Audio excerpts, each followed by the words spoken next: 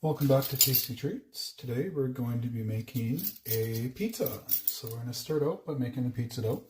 I've got a cup and a half of warm water, and I'm going to take 2 teaspoons of my yeast, active dry, and I'm going to put it in my bowl, cover it with water,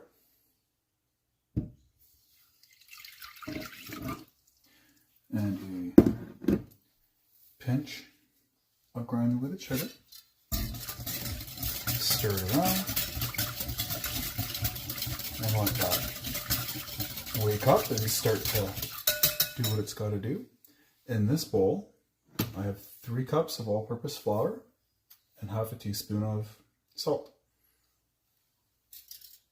We'll form the dough once the yeast activates, which will take roughly 8 to 10 minutes.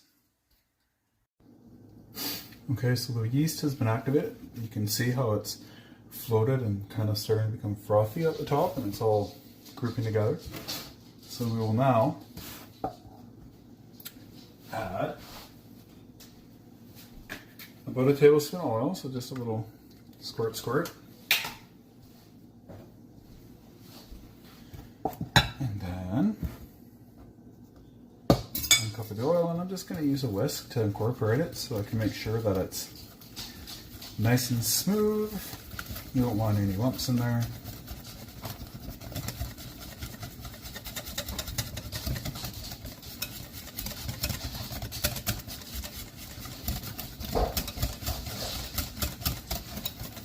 There we go. That's nice. And then I'm going to wrap that with saran wrap, and I'm going to let it sit for about half an hour, maybe an hour.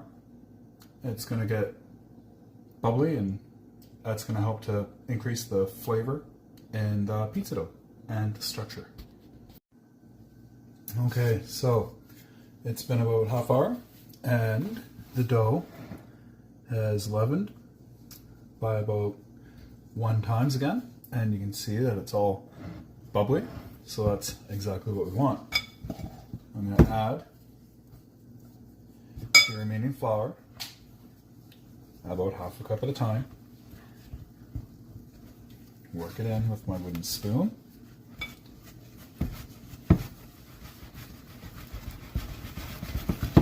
Making sure that it's completely worked in before adding the next half cup.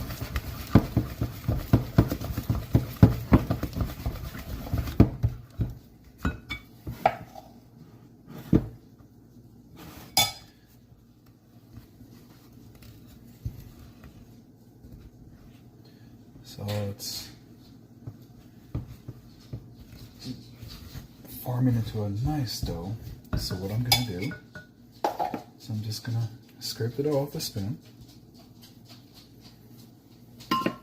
and start kneading by hand. In half and away. Add a little bit more of the flour. Once it's worked in a little bit more, we'll turn it out onto a floured counter and continue kneading for about 8 minutes, or until the gluten has been formed. And you can tell that by doing the window pane test. Take a little bit, stretch it out until light comes through it without tearing. So now I'm going to take this and put it onto a floured work surface. Now from here, I'm going to just flour my hands as needed. So in half and away, in half and away. If it's sticking to your hands, just add some flour to your hands. And you're stretching the dough. You're not wanting to break it. If it's breaking, add flour to the counter and don't use so much pressure.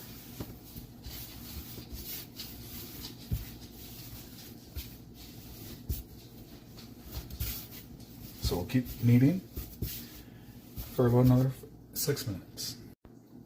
Okay, so for the pizza sauce, I have some tomato paste, small can. It's 156 mils. So I'm just going to take that out into my bowl.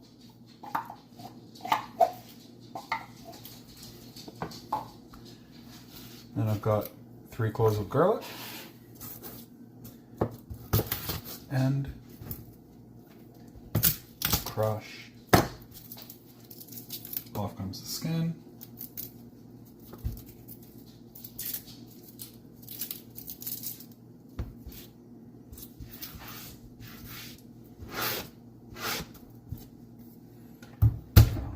Crush. There we go. So I'm gonna do a quick chop on this. Just like that. Because I'm going to take some fresh basil and I've got some fresh sage. Sage isn't typically in pizza sauce, but I love fresh sage. So I'm putting it in. Now I'm just going to chop it all together. It's nice to have a sharp knife for this task. Otherwise, you're just gonna mush everything together and you're gonna bruise the herbs. The flavor will change. Not very good to have the bruised flavor.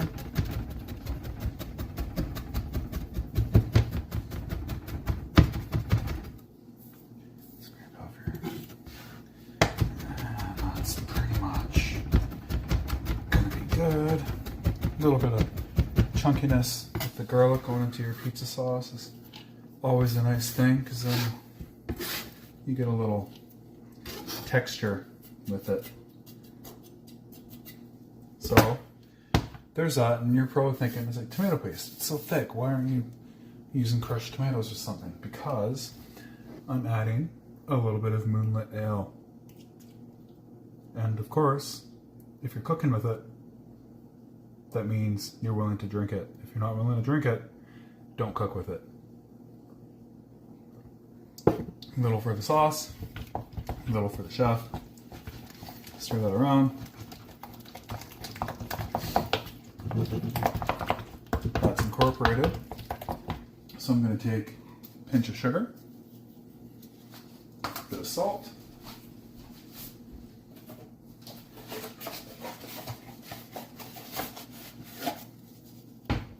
and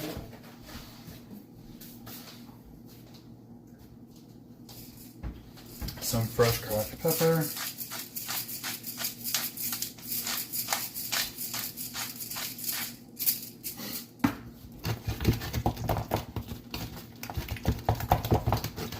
And that's that.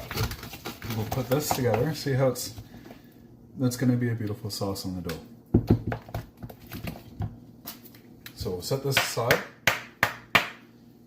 in the fridge.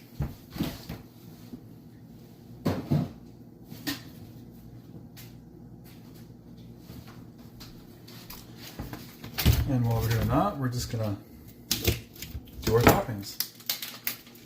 Grab a little plate, put them on. So I'm using wine salami.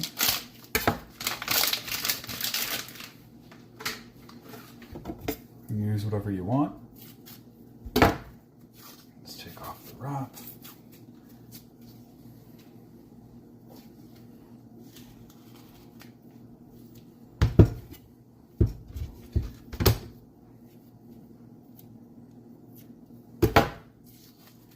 There we go.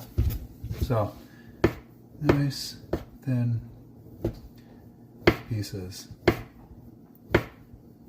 Not looking for an even really cover on it, because what I'm going to do is give it a little coarse chop as well. So there's nothing worse than biting into your pizza and taking the bite away and pulling off the topping and having that slap you in the face. So I'm just going to do that. Set this over here. When I say coarse chop, I mean very, like, just... There we go. So it's just a nice coarse little dice. Try to kind of break it up a little bit when you put it on the plate. Oh, you know what? Maybe let's do a little bit more.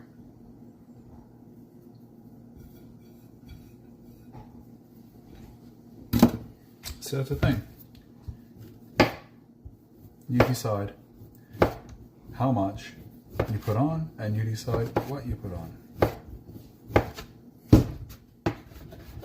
Doesn't have to be salami and mushroom. It can be chicken.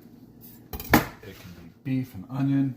You can use bacon. You don't even have to put meat on it if you don't want to put meat on it. Heck, if you don't want cheese on it, don't put cheese on it.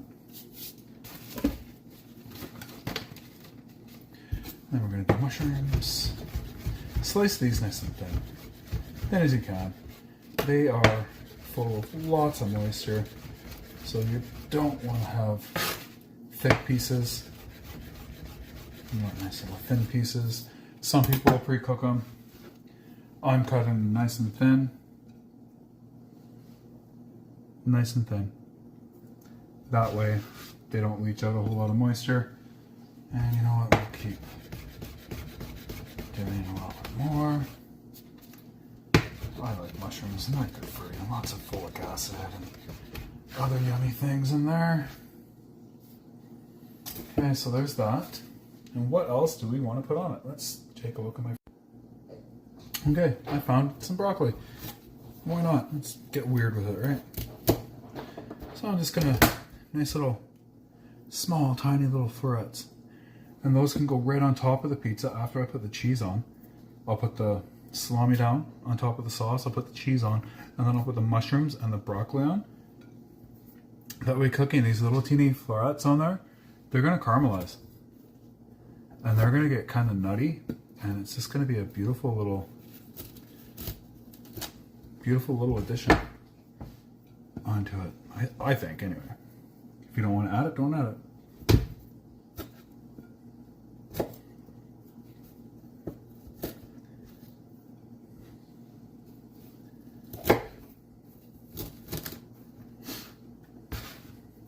Nice and small, because you get bigger and they're not going to caramelize, they're not going to get nutty, they're not going to get brown, toasty, and delicious. Okay, so I think that's going to be it for the toppings. So now we're going to wait for the dough to continue leavening, and then I'll put it together and fire it into the oven at probably on 375 on an oiled pizza pan in the middle of the oven, and it'll probably take about 20 minutes. Okay, so the pizza dough has proofed to about twice the size it was. Give it a gentle little poke down. A little bit of flour on the work surface. Out it goes. So this will be about two pizza crusts. I'm going to cut it in half, shove one aside, and I'm going to form this into a ball. A little bit more flour down. And I'm just going to push out with my hands.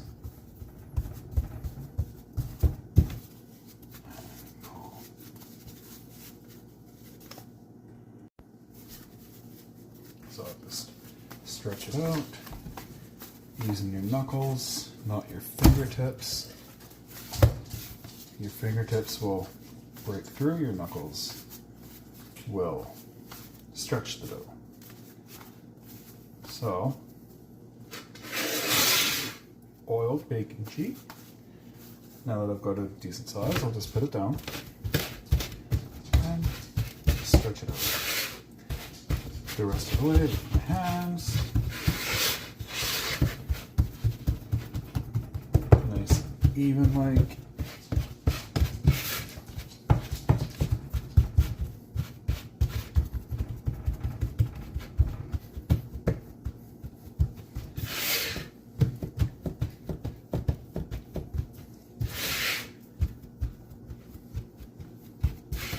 There we go. So, the pizza dough is fitting along the pizza dough sheet stand.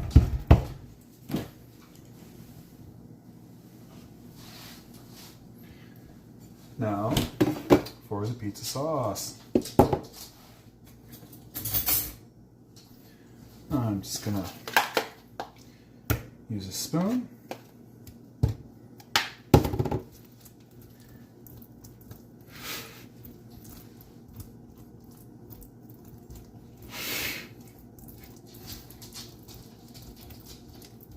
There we go, there's that. I'm going to take a teeny bit of pizza mozza. You can use whatever cheese you want. And you don't have to use pizza mozzarella. You can use just plain old mozza if you want. But I'm going to put a little bit down first. And then the sausage can go underneath. And a little more of the cheese.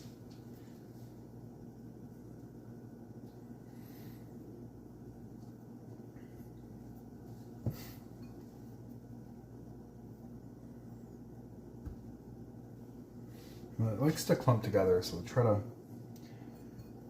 just keep the clumps as evenly spread around as you can.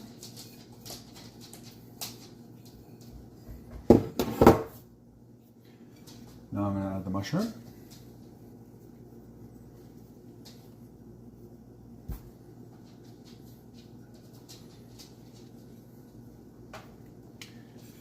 And then the weird ingredient, broccoli. So this is going to go into my oven on the middle shelf. Oven's preheated to 400 degrees. And I'll cook it until the crust is golden brown on the bottom. Might have to take it off the pizza sheet and put it onto the rack itself because I don't have a stone, but we will see.